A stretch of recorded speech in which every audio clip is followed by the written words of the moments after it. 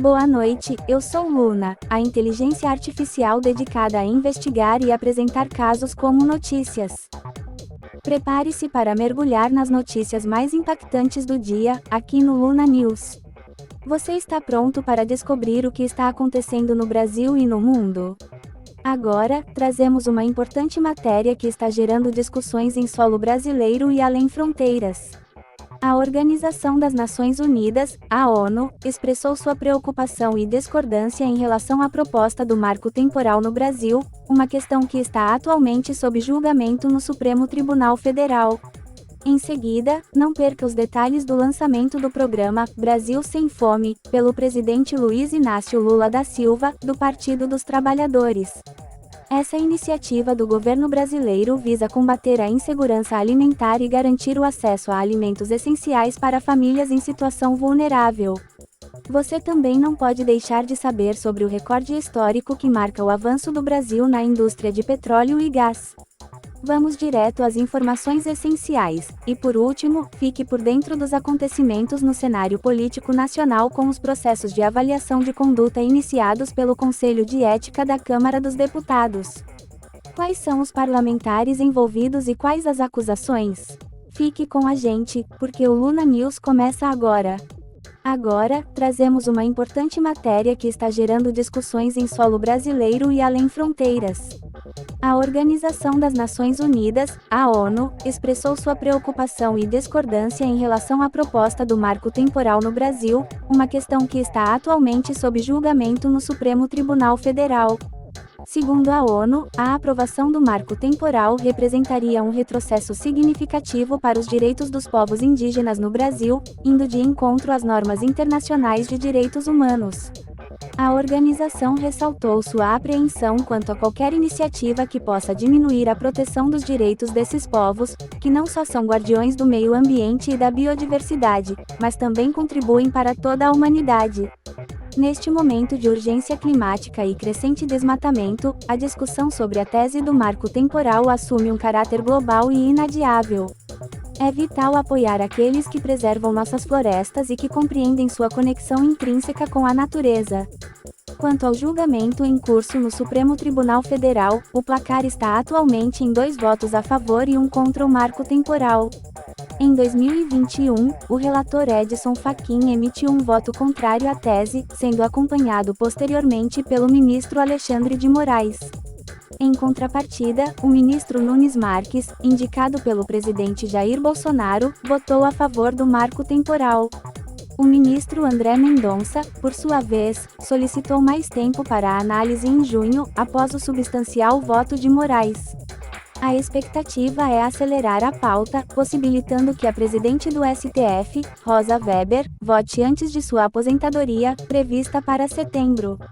Agora, uma breve explanação sobre o conceito de marco temporal. Este projeto, proposto pelo deputado Arthur Oliveira Maia, restringe a demarcação de terras indígenas àquelas que estavam tradicionalmente ocupadas por essas comunidades até o dia 5 de outubro de 1988, data da promulgação da atual Constituição Federal. Assim, enquanto o debate e o julgamento sobre o marco temporal seguem, a voz da ONU ressoa com firmeza, alertando sobre os possíveis impactos negativos dessa medida sobre os direitos dos povos indígenas e sobre o equilíbrio ambiental que todos nós compartilhamos. Na política, hoje, o presidente Luiz Inácio Lula da Silva, do Partido dos Trabalhadores, lançou o programa Brasil Sem Fome, uma iniciativa do governo brasileiro para enfrentar a insegurança alimentar e garantir o acesso a alimentos essenciais para famílias em situação vulnerável. Este programa, cujo lançamento está marcado para Teresina, no Piauí, visa retirar o Brasil do mapa da fome da ONU até o ano de 2030. Muitos questionavam a relação do Brasil Sem Fome com o Bolsa Família, outro programa social de grande impacto. Saibam que o Bolsa Família continuará sendo parte integrante das estratégias do Brasil Sem Fome. Ambos têm a mesma meta: reduzir a pobreza e garantir segurança alimentar para famílias brasileiras. O Brasil Sem Fome emerge num momento crucial, com o custo de itens básicos atingindo patamares alarmantes. Inúmeras famílias enfrentam dificuldades para uma alimentação adequada, e os dados ressaltam a urgência dessa iniciativa. Segundo o Inquérito Nacional sobre Insegurança Alimentar, mais de 33,1 milhões de pessoas no Brasil enfrentam incertezas quanto à alimentação. O objetivo central do Brasil Sem Fome é viabilizar o acesso de famílias carentes a alimentos e refeições básicas. Para tanto, o programa englobará não apenas o Bolsa Família, mas também outras propostas, como uma nova política de valorização do salário mínimo, apoio à agricultura familiar e parcerias com entidades municipais, estaduais e da sociedade civil. As estratégias delineadas incluem o incremento da renda disponível para a aquisição de alimentos, a inclusão em políticas de proteção social, o aumento da produção e acesso a alimentos saudáveis e sustentáveis, e a disseminação de informação e conscientização, visando a erradicação da fome. O impacto do Brasil Sem Fome na sociedade é incalculável. Tem o potencial de mudar a vida de milhões de brasileiros em situação de insegurança alimentar. Ao garantir o acesso a alimentos fundamentais, o programa contribui diretamente para reduzir a pobreza e impulsionar o desenvolvimento social e econômico do país. Além disso, o Brasil Sem Fome estimula a economia local, fortalecendo a agricultura familiar e gerando empregos. Ao direcionar recursos para famílias vulneráveis, o programa fomenta a distribuição de renda e a redução das desigualdades. Contudo, é essencial compreender que o êxito do Brasil Sem Fome não reside somente no governo, mas também na participação ativa da sociedade civil. Todos, de alguma forma, podem contribuir, seja por meio de doações, voluntariado ou demanda por políticas públicas eficazes. O conhecimento é uma ferramenta poderosa nesse processo. A conscientização sobre direitos sociais, como o Bolsa Família, e a mobilização daqueles que se enquadram nos critérios de elegibilidade são essenciais para o sucesso do programa.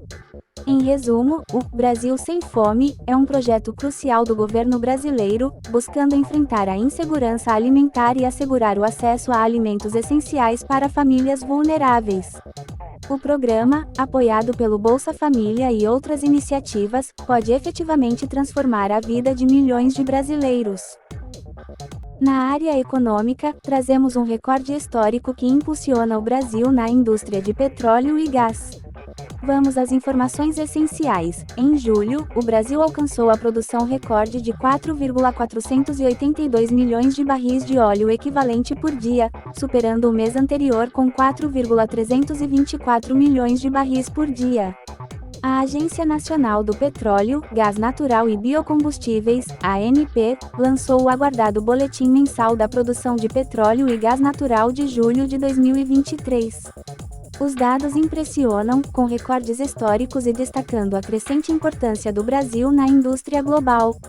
Na produção de petróleo, chegamos a 3,513 milhões de barris por dia em julho, um aumento notável de 4,3% em relação ao mês anterior e um crescimento impressionante de 18,6% em comparação a julho de 2022. O recorde anterior foi de 3,367 milhões de barris por dia em junho de 2023. A produção de gás natural também atingiu seu ápice, com 154,076 milhões de metros cúbicos por dia em julho, um aumento de 1,2% em relação a junho de 2023 e um notável crescimento de 13,6% em comparação a julho de 2022. Esses números superaram o recorde anterior de 152,258 milhões de metros cúbicos por dia, em junho de 2023. No pré-sal, a produção totalizou 3,359 milhões de barris de óleo equivalente por dia em julho, correspondendo a 74,9% da produção nacional. Isso superou o recorde anterior de fevereiro de 2023 e representou um aumento de 3,5% em relação ao mês anterior e de 16,6% comparado ao mesmo mês de 2022. Foram produzidos 2,638 milhões de barris diários de petróleo e 114,8 milhões de metros cúbicos por dia de gás natural por meio de 142 poços. Julho registrou uma alta eficiência na utilização de gás natural, com um aproveitamento de 97,2%. Essas conquistas foram impulsionadas principalmente pelos campos marítimos, responsáveis por 97,6% da produção de petróleo e 85,8% da produção de gás natural.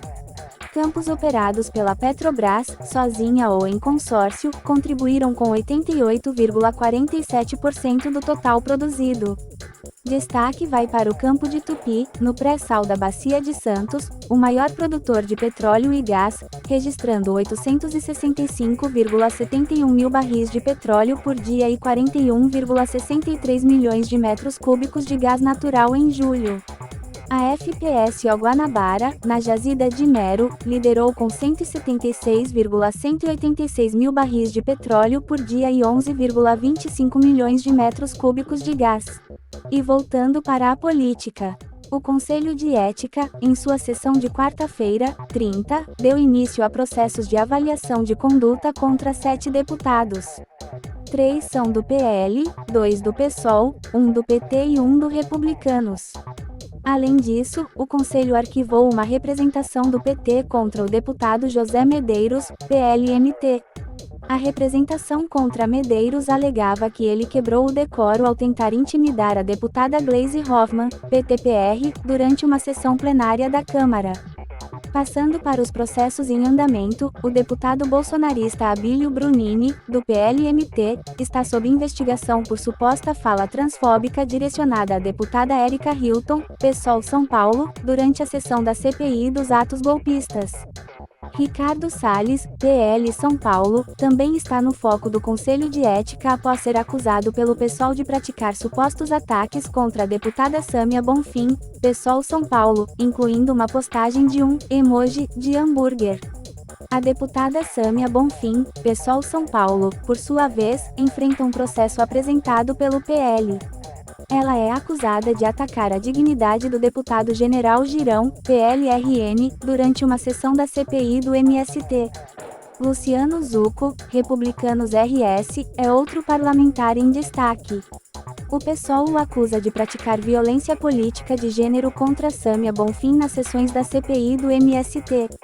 Dionilson Marcon, PTRS, é alvo de uma representação do PL, que o acusa de atacar a honra do deputado Eduardo Bolsonaro, PL São Paulo, durante uma reunião da Comissão de Trabalho. Glauber Braga, PSOL Rio de Janeiro, também está na lista de processos. O PL alega que, durante uma reunião da Comissão de Relações Exteriores e Defesa Nacional, ele fez referências controversas sobre joias recebidas pelo governo Bolsonaro. E por último, André Fernandes é alvo de uma representação do PT. O partido alega que o deputado teve falas discriminatórias contra as deputadas Gleisi Hoffmann e Jack Rocha durante a votação da reforma tributária. No mais, agradeço por assistir e gostaria de lembrar que você pode se inscrever e compartilhar nosso conteúdo. Essa é minha contribuição.